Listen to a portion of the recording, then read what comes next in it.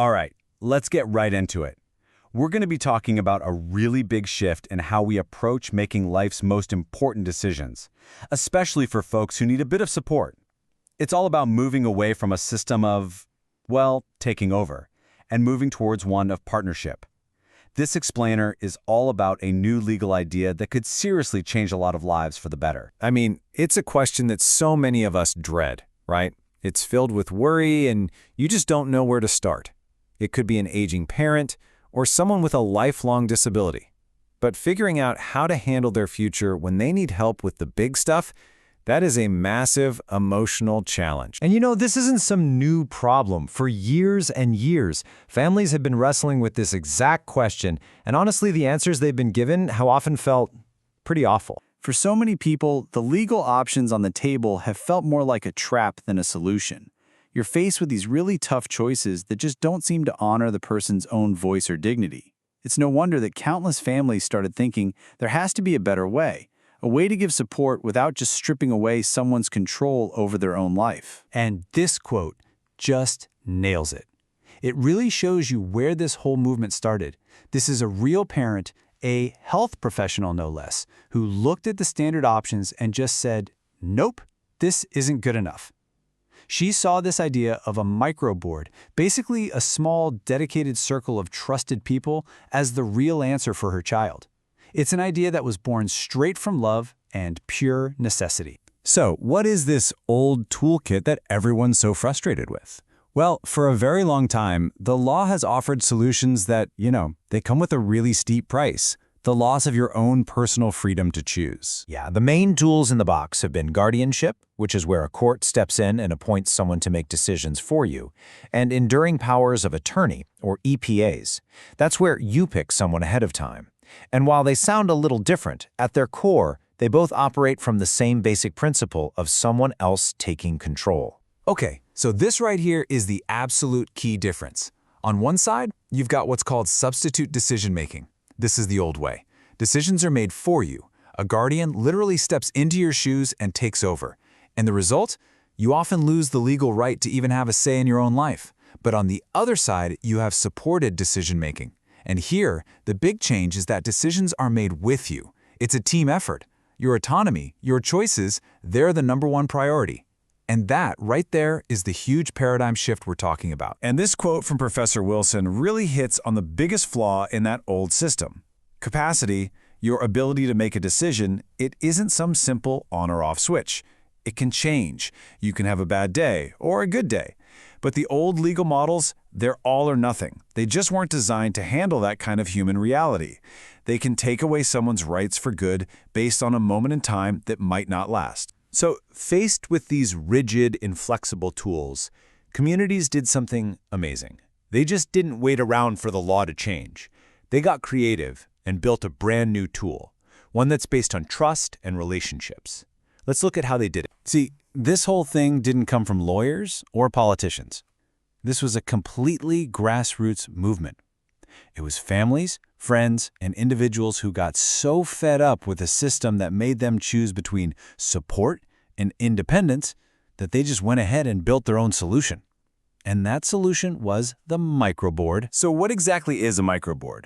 Well, think of it like your personal board of directors made up of people you trust completely. It's a small group of family and friends who actually form a legal nonprofit, an incorporated association, and their only job, their whole purpose, is to be there to support one specific person, helping them navigate all of life's decisions. As these little community-based support circles started popping up and proving how well they could work, the legal world started to take notice.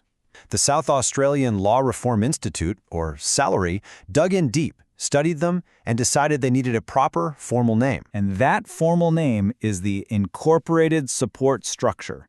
This is really important because it takes that grassroots microboard idea and gives it a solid, official legal framework. It's not just a casual arrangement anymore. It's a legally recognized structure specifically designed for formal, accountable, long-term support. So how does one of these actually work in practice? Well, first, the person at the center of it all chooses their team, people they know, love, and trust. Then, and this is the most crucial part, that person is always in charge. Their wishes and preferences guide everything. The team isn't there to decide for them. They're there to help them understand the options, weigh the pros and cons, and communicate their choice.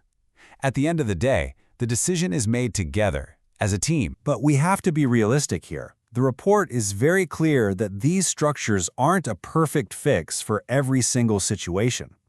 A Disability Royal Commission study actually warned that the benefits might be oversold and that it's hard to hold them accountable. It's a really important reminder that this model isn't a one-size-fits-all solution, and there's a real risk that could end up acting like a substitute decision-maker anyway, if not set up carefully. And that brings us to the core problem that Salary is trying to fix. We've got this amazing person-centered idea that grew from the ground up, but it doesn't have a proper legal home. It's time to get it out of this weird legal gray area and onto solid ground. The issue right now is that microboards are usually created using laws that were written for, local sports clubs or community groups. The Associations Incorporation Act was never meant to handle the unique responsibility of supporting someone's entire life decisions. It's like trying to build a modern car using a rulebook from the 1920s. It just doesn't fit, and it leaves everyone in a risky, uncertain position. So, after all this research, after talking to families, legal experts, and advocates, Salary's big recommendation was crystal clear. Instead of trying to cram these new structures into old laws that just don't work, we need to create a new, purpose-built law, an act, designed from the ground up just for them. And a new law like this would create a much, much safer environment for everyone. It would lay out really clear duties for the team members, that they have to act honestly and always respect the person's autonomy. It would require audits if a red flag pops up. It would have powerful safeguards to prevent abuse or conflicts of interest. It would also create a simple way for all those existing microboards to switch over to the new system. And, this is key, the law itself would have to be reviewed every 5 years to make sure it's actually doing its job. At the end of the day, this is so much bigger than just changing a few lines in a law book. This is about completely rethinking what it means to have control over your own life. This whole reform is truly a profound shift. It's about moving away from that old paternalistic mindset of we know what's best for you and moving towards a model of real, genuine partnership, where support is about empowering people, not controlling them. And this isn't just a nice idea. It ties directly into basic human rights that are recognized all over the world. It affirms that every single person has the right to be recognized as a person in the eyes of the law. This legal change is a concrete way to make that right a reality and to make sure a person's own wishes are always front and center in their own life. So this all leaves us with a really powerful question to think about for the future. How do we keep building systems, not just legal ones, but social ones too, that don't just protect people, but truly empower them? How can we create a world where every single person, no matter what support they need, has the tools to direct their own life with the full dignity and respect they deserve?